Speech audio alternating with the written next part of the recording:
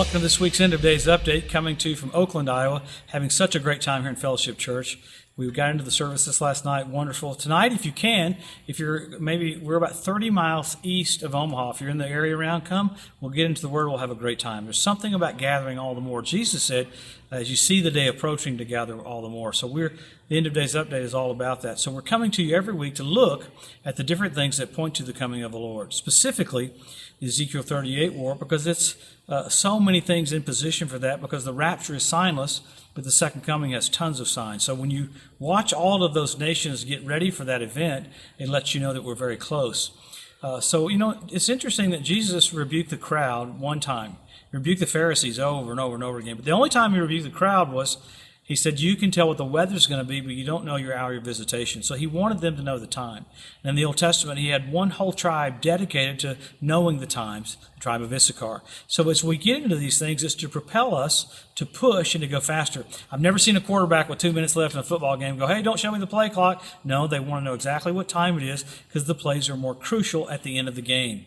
We're at the end of the church age, so the closer we see the clock ticking down, we accelerate. It's not an escape theology, it's a hustle theology.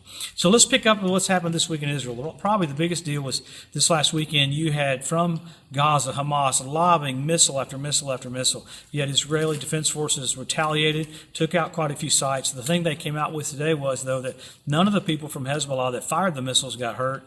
They were able to get out. So you've got Hezbollah working from not just Lebanon, but working from Gaza. So it's weird to see. Remember when Israel gave the land back to Gaza, the next day rockets started being fired out. Other nations build golf courses, build resorts. The Palestinians start firing rockets at Israel. The Palestinians and Hamas came out today saying they have enough rockets to fire at Tel Aviv for 16 months. So when you got rockets to go for a year and a half, it's absolutely crazy. When they're saying that, they're saying that's about to happen. Remember, I've told you the last few weeks, Israel keeps coming out with their acting prime minister, which is Benjamin Netanyahu, who's their acting defense minister too. Several different times this last week, over and over and over and over again, he said that Iran is about to fire missiles at Israel, and they're going to have to preemptively strike.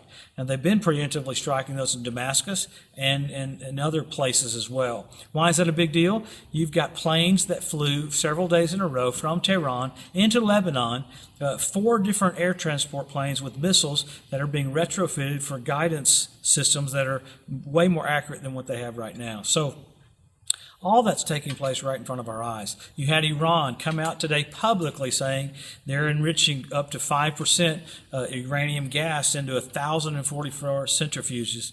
And I like that Benjamin Netanyahu countered, saying, look, Iran is boldly saying they're getting more missiles ready to become nuclear. So I love that Israel stole all that equipment and even used Stuxnet to shut down their computers. I know a friend of mine that helped them build Stuxnet, and it was all designed just to keep Iran from firing deadly missiles at Israel. So why is that a big deal to you and I? You're watching all the things that are going to happen right after the rapture of the church. We get to see some of this stuff before we go, but you've got event after event after event. You've got Russia delivering S-400 missile defense systems to Turkey ahead of schedule. And in Syria, this is a little crazy. This is totally intriguing. You have in Syria, Russia dismantling the S-400 missile defense systems in Syria, allowing Israel to go into Syria and take out these other missiles that are sitting in Syria. This should preach to us where those missiles are sitting are just outside Damascus. Now, Isaiah 17:1 says Damascus will be removed from being a city. So you're watching convoys of equipment coming through different corridors getting down there. And it seems like you have an Arab Spring going on in Iraq and in Lebanon as well. Massive unrest. You had suicide bombings in Iraq. It looks like they're coming against the leadership because it looks like the leadership's not doing what they said they would do. So all that's kind of a gathering storm for what's going to happen right after we're caught up, because you're seeing it right in front of your eyes. Now, you had tons of earthquakes this last week. In 7 days, you had 1,000 earthquakes in Oklahoma and Kansas. Several big earthquakes in California. So it's pretty crazy that you have all these things happening right in front of us. You had some earthquakes happening all over the world as well. So we get into it each week because these things are blatant, they're exact, and they're precise. So we always go back to the scripture. What's the word say? Number 1, Jesus said the generation that sees Israel made a nation and Jerusalem won back, he said that group of people will not pass away till all is fulfilled. But then you have many more signs. You've got the Hebrew language restored, you got the Ethiopian Jews brought back, You got the fertility of the land of Israel. You got the Temple Mount Institute imposition. You had fish show up in the Dead Sea this year, Ezekiel prophesied. You had foxes show up on the Temple Mount. That's Lamentations 5:18. The rabbis are ready to rebuild the temple. You had a thing coming out the last couple of weeks about kids from Lebanon coming down to help the temple being rebuilt. Pretty bizarre. So all these things, and then you have 172 different species of predatory birds. That's pretty remarkable. You got the cleanup crew in Israel right now. So you got Russia and Syria, Russia and Crimea, birds in position, fish in position, foxes in position, all these different signs. You have many, many, many more. Men will be lovers themselves with selfie sticks. But then you go from signs to signals. You have the blood red moons on Passover and Tabernacles.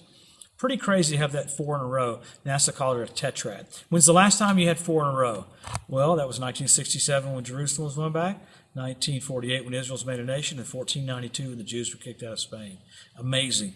And then you had, after that, the Bethlehem Star this last year, first time in 2,000 years. Jupiter, Regulus, and Venus came together.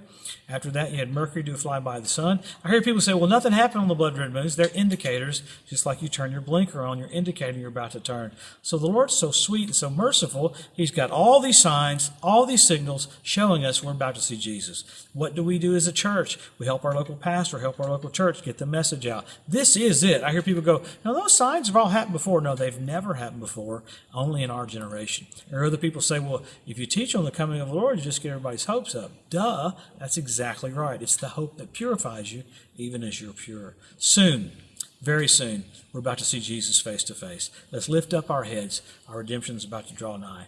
I would be kinder. I would be sweeter. I would live holier. I would do everything I could to get the message out because we're about to see Jesus face to face. Have a blessed, awesome week. We'll see you next Wednesday. God bless you.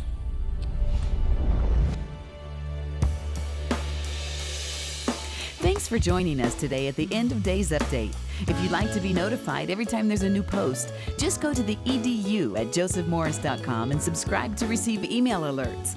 If these posts and updates have been a blessing to you, please consider making a one-time donation to help get the message out, or even becoming a monthly partner with Joseph Morris Ministries. Thanks again for tuning in to the EDU, and we'll see you next week.